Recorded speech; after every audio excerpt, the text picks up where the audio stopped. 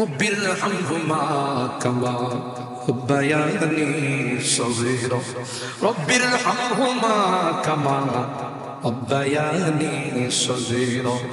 রব্বুল আলামিন আল্লাহ 3 দিন ব্যাপী তাফসীর মাহফিলে শেষ দিনে আল্লাহ গভীর রজনীতে আল্লাহ আমরা কিছু সংখ্যক গুনাহগার বান্দা তোমার শাহী দরবারে হাত উঠে মালিক রে মেহেরবানি করে জিন্দেগীর সকল গুনাহগুলো মাফ করে দিন।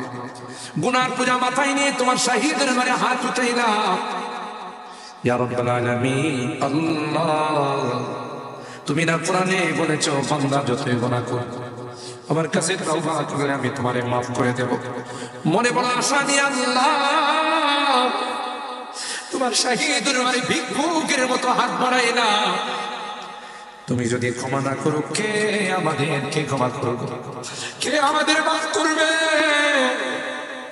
ভিক্ষুকে একজনের